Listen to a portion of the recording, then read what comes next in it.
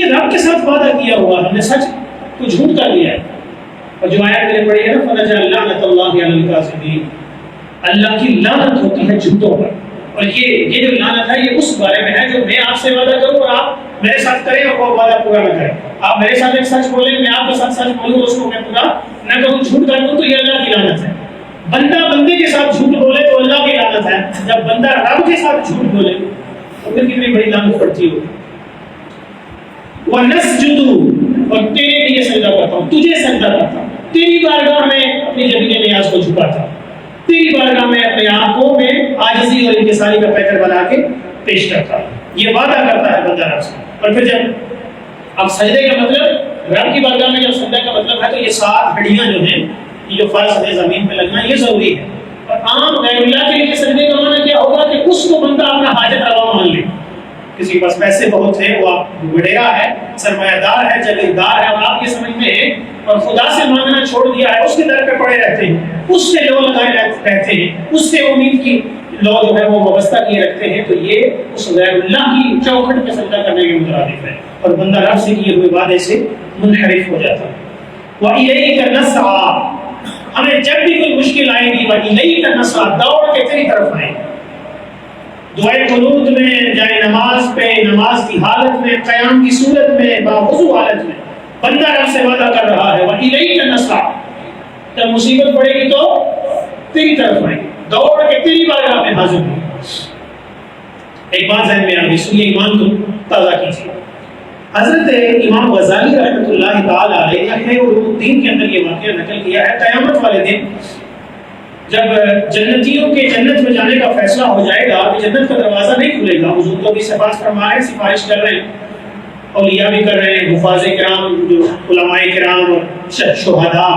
وہ اپنے اپنے خاندان کے ان لوگوں کی جو جہنم میں جا چکے تھے ان کی سفارش کر کے ان کو جہنم سے باہر لا کر جنت کے دروازوں کے باہر بچھا دیں گے، بچھا رہے ہوں گے۔ آپ حضور جائیں جنت میں، دروازہ کھلے تو باقی جائیں،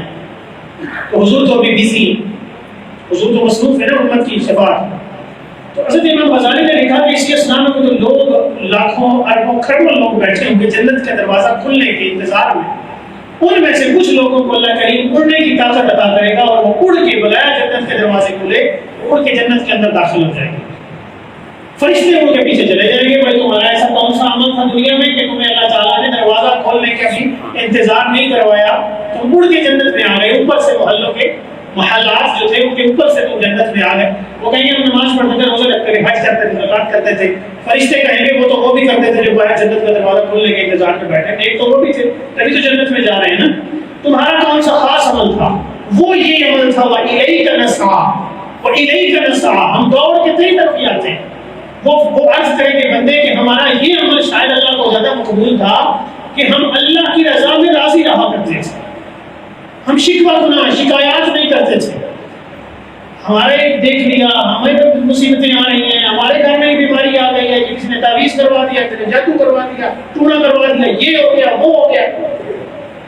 ہماری زبان پہ یہ نہیں ہوتا تھا۔ اللہ جس حال میں رکھتا تھا اسی حال میں رہا کرتے تھے، مل جاتا تو صبر کرتے، نہیں ملتا تو شکر کرتے۔ اس سے اوپر کا لیول یہ تھا کہ مل جاتا تو تقسیم کرتے، نہ ملتا تو سب شکر دیا کرتے۔ سبحان اللہ۔ تو ہم اللہ کی رضا پہ راضی رہا کرتے تھے، وَإِلَيْكَ نَسْعَىٰ، دوڑ کے بس اسی ہی کی بارگاہ میں آیا کرتے تھے، ادھر ادھر نہیں بھاگا کرتے تھے۔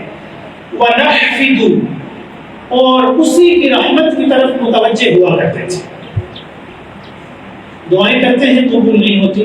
ہو جاتا ہے۔ حضرت سیدنا موسیٰ کلیم اللہ فرعون کے غرق ہونے کی بڑے وہ تنگ کرتا تھا، بہت زیادہ مصیبت لے کے آتا تھا، بہت زیادہ۔ تو حضرت موسیٰ علیہ السلام دعا کرتے رہے۔ موسیٰ علیہ السلام جلالی پیغمبر ہے، صاحب شریعت رسول ہے، اللہ نے کتاب دے کے بھیجی ہے اور اللہ سے ڈائریکٹ گفتگو کرتے ہیں، کلیم اللہ کا منصب عطا ہے۔ اور حضرت موسیٰ علیہ السلام کی دعا 40 سال کے بعد قبول ہوتی ہے، تو جا کے فرعون غرق ہوتا ہے اس کا جو ذریت۔ اور ہم 4 دن 6 دن دعا کرتے ہیں، اللہ ہماری سنتا ہی نہیں، اللہ کے ساتھ ہمارا کوئی ناطہ نہیں ہے، یہ نہیں ہے وہ نہیں ہے، طرح طرح کی شکوے ہم کرنا شروع کرتے ہیں۔ اللہ کے نبی صاحب شریعت رسول، روزانہ ہم کلام ہونے والا نبی 40 سال کے بعد دعا قبول ہوتی ہے۔ وَنَحْفِدُ، اور مالک ہم تیری ہی طرف جو ہے وہ متوجہ ہوتے ہیں، تیری رحمت کی طرف ہم امید رکھتے ہیں، حاجت روائی کے لیے تیری بارگاہ میں حاضر ہوتے ہیں۔ وَنَرْجُو رَحْمَتَكَ، اور تیری ہی رحمت سے امید لگائے بیٹھے ہیں۔ وہ واقعہ آپ نے سنا کہ 500 سال تک ایک شخص نے وہ جزیرے پہ دائیں بائیں پانی تھا، درمیان میں کچھ تھوڑا سا ایریا تھا، وہاں پہ وہ شخص نے 500 سال تک اللہ کی عبادت کی، 500 سال، دن کو روزہ رکھتا، رات کو قیام کرتا، ذکر، تسبیح، نماز، سارا کچھ کرتا، 500 سال۔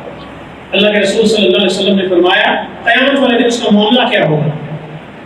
اللہ فرمائے گا فرشتوں سے بھائی اس نے مجھے بڑا راضی کیا، 500 سال ہے، گناہ ہے ہی کوئی نہیں، گناہوں کا رجسٹر بالکل کلیئر صاف، اور نیکیوں میں بے تحاشا نیکیاں، ہر طرح کی نیکی موجود، اور اللہ تعالیٰ کے اتنا مقرر تھا کہ جب دھوپ نکلا کرتی تو بادل سایہ کرتا اس کے اوپر جہاں وہ بیٹھا رہتا، اور جب کھانے کا اسے ہوتی حاجت ہوتی تو ایک پتھر پہ وہ اپنا عصا مارتا، سوٹی مارتا، وہ پتھر شخص ہوتا اور پتھر کے اندر سے اللہ انگور عطا کر دیتا، اور جب پانی پینے کی حاجت ہوتی تو دریا کا وہ پانی جزیرہ تھا نا، میں پانی وہاں سے پانی پی لیتا، اللہ کا فیصلہ کوئی معاملہ نہیں، ایسا ایسا عبادت کرتا، اللہ کو راضی کرتا۔ قیامت کا دن آ گئے،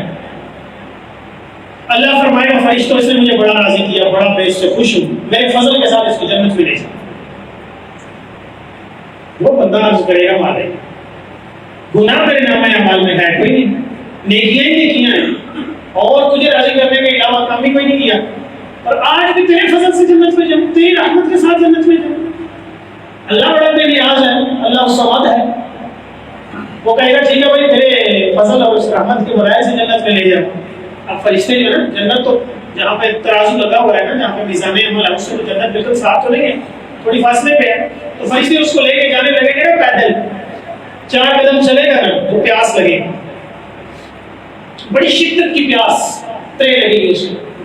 فرشتوں سے کہے گا مجھے پانی پلاؤ، وہ کہیں گے جنت سامنے ہے، جنت میں پہنچ جاؤ، پانی دودھ کی نہریں شہد ہے جناب، میرے طرح طرح کے ہر طرح کے کھانے مشروبات ہیں، وہ کہے گا ابھی تو پلاؤ تو جنت میں جا کے تو چلیں گے، کھاتے پیتے رہیں گے۔ تو فرشتے کہتے ہیں کہ پھر 100 سال کی عبادت لگے گی تو ایک گلاس پانی نہ لگے، وہ کہے گا لے لو 100 سال کا عبادت لے لو، پانی کا گلاس وہ دے دیں گے، 100 سال 400 سال باقی رہا، اب 4 قدم پھر چلے گا تو اللہ کی رحمت جو ساتھ نہیں ہے، اللہ کا فضل جو ساتھ نہیں ہے، تو وہ اسی طرح چند قدموں کے فاصلے پہ 500 سال کی عبادت فرشتوں کو ہبا کر دے گا۔ اب پلے کچھ رہا نہیں، اب فرشتے کہیں گے بھائی جو عبادت، ریاضت، محنت، مشقت، نمازیں، روزے، حج، زکوٰۃ اور جو کچھ بھی عبادت تھی اس کی نا، زکوٰۃ اور حج کا تو ہر معاملہ نہیں تھا، لیکن جو بھی عبادت اس کے پاس تھی وہ ختم ہو گئی۔ اب فرشتے کہیں گے بھائی اب جنت کو تو کیسے جا سکتا ہے، تیرے پلے تو نہ نیکیاں ہیں نہ برائیاں ہیں، کچھ بھی نہیں ہے۔ وہاں پہ اس کی آنکھ کھلے، اسے خیال آئے، اس وقت وہ سجدے میں سر رکھ کے کہے گا مالک میں اپنے